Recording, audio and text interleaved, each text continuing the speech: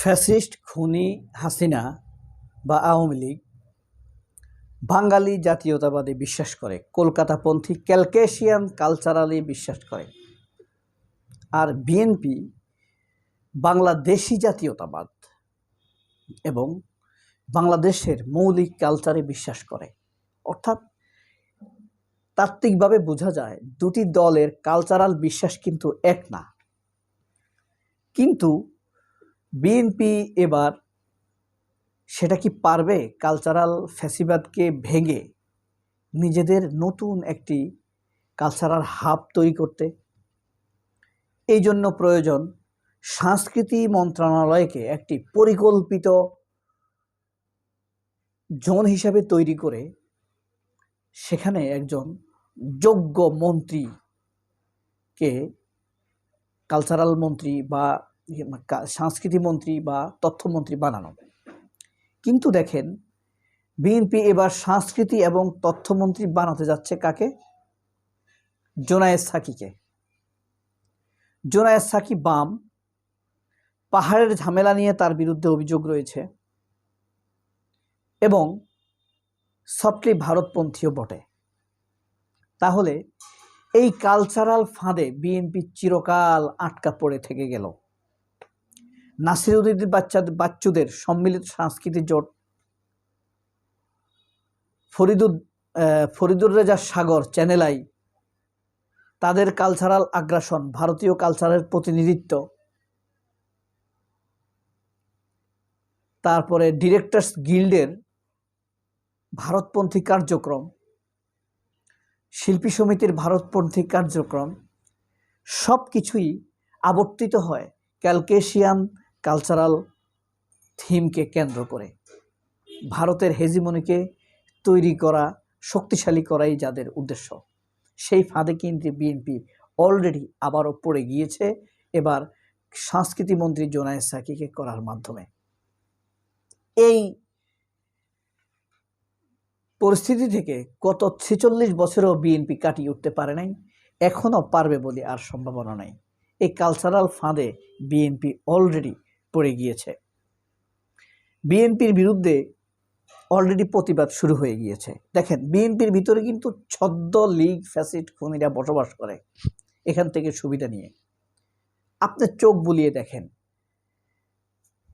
হাসিনা পালানোর আগ পর্যন্ত ইকবাল হাসান মাহমুদ টুকুর ভূমিকা কি? কোনো ভূমিকা আছে? কোনো ভূমিকা নাই। আপনার শ্যামা ওবায়েদের কি ভূমিকা আছে?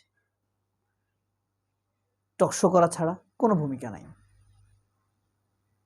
সালাউদ্দিন আহমেদ তো 9 বছর যাবৎ শিলংয়েই ছিলেন, ভারতে এসে কান্নাকাটি করেছেন, এখন সব ভুলে গিয়েছেন।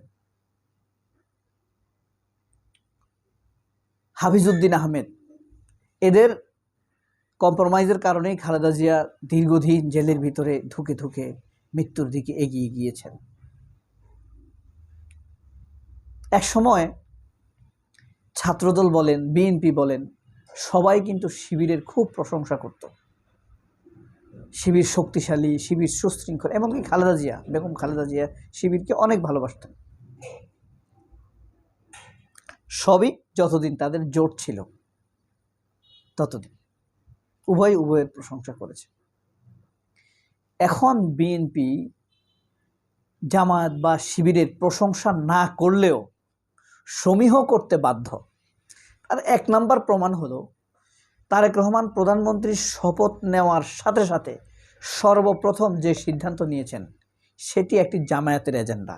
কোনটি? তিনি বলেছেন তিনি আর সরকারি গাড়ি ব্যবহার করবেন না। তিনি 14টি সরকারি গাড়ি ব্যবহার করবেন না, সেটি থেকে কমিয়ে 4টিতে নিয়ে আসবেন। এই কাজের জন্য জামায়াত কি প্রশংসা পাবে না? কারণ এই এজেন্ডাটি ছিল আসলে জামায়াতের নির্বাচনী এজেন্ডা। জামায়াতের নির্বাচনী এজেন্ডা বাস্তবায়ন করলো বিএনপি। এরকম ভালো কাজ হাজার করলেও কোনো সমস্যা নাই। আমরা বিএনপির প্রশংসা করব, ভালোবাসবো। ভালো কাজ করলে মিথ্যা কথা বলবো কেন? এই যে এই ভালো কাজটা করেছেন তিনি, তারেক রহমান, তিনি ব্যক্তিগত গাড়ি ব্যবহার করছেন, সরকারি জ্বালানি ব্যবহার করছেন না, খুবই ভালো। কিন্তু আমরা সমালোচনা করি বিডিআর বিদ্রোহের রিপোর্টকে পুনঃতদন্তের বিষয় নিয়ে আমরা অবশ্যই তাদের সমালোচনা করি। এটি তাকে কেন করতে হবে? আলম ও ফজলুর রহমানের উপর আমাদের পূর্ণ আস্থা রয়েছে। তো শেষ পর্যন্ত এই যে এই এজেন্ডাগুলো জামায়াতের ছিল, সেই এজেন্ডাটা কি বাস্তবায়ন করে ভালো কাজ করেছে না? অবশ্যই ভালো কাজ করেছে। এখন যদি জিনিসপত্রের দাম কমায়, চাঁদাবাজি সবখানে বন্ধ করে দেয়, জামায়াতের এজেন্ডা ছিল না? যেখানে চাঁদাবাজি সেখানেই প্রতিরোধ। জামায়াতের আমির বলেছিল না নির্বাচনের 6 দিন আগে, যেখানেই চাঁদাবাজি সেখানেই প্রতিরোধ। এখন সেই কাজটি বিএনপি যদি বাস্তবায়ন করে তাহলে আমরা আরো প্রশংসা করব। সীমান্ত হত্যা, বিডিআর বিদ্রোহের বিচার, আলম ও ফজলুর রহমানের উপরে ভরসা, এসবও যদি বিএনপি করে তাহলে আমরা বিএনপিকে আরো সমর্থন দেব, আরো শক্তিশালী হবে। কিন্তু বিএনপি কি আসলে এইসব পারবে? সম্ভব? ভারতের আধিপত্যকে পায়ে দলিত করে, ওয়াকারের অবাধ্যতা, আনুগত্যহীনতাকে তুচ্ছ করে সাহসের সাথে বিএনপি কি এই সকল সিদ্ধান্ত নিতে পারবে?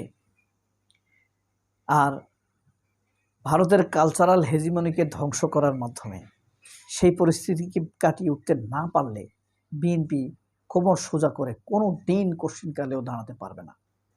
ভারতের ন্যারেটিভ, অরাজনৈতিক প্ল্যাটফর্ম থেকে ভারত যখন রাজনীতি করে তখন আপনি সেটা মোকাবেলা করবেন কিভাবে?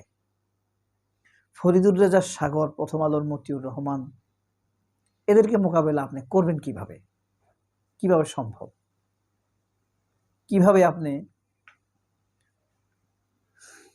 ফরিদুর রেজা সাগরদেরকে মোকাবেলা করবেন? কারণ তারা বিএনপিকে আঘাত করে কালচারাল প্ল্যাটফর্ম থেকে, ভারতের ইশারায়। বিএনপির কি সেই প্ল্যাটফর্ম আছে? এই কঠিন চরম পরীক্ষার মুখোমুখি হবে বিএনপি। খালি 6টা মাস, একটা বছর গেলেই বিএনপি টের পাবে পথ কত পিচ্ছিল, ক্ষমতাও আরামের জায়গা না, ঠিক মতো মেনটেন করতে না পারলে। কঠিন জায়গা। বিএনপি কি সেই কঠিন পরিস্থিতি মোকাবেলা করতে পারবে? আর এই যে জামায়াতের বিএনপির নেতারা ইনসাফ শব্দ শুনতে চায় না, জিন্দাবাদ শুনতে চায় না, সব বাংলা শুনতে হবে। এটাই হলো কালচারাল পরাজয়ের আরেক ফলাফল। সবাই অনেক ভালো থাকবেন। আল্লাহ হাফেজ। আসসালামু আলাইকুম।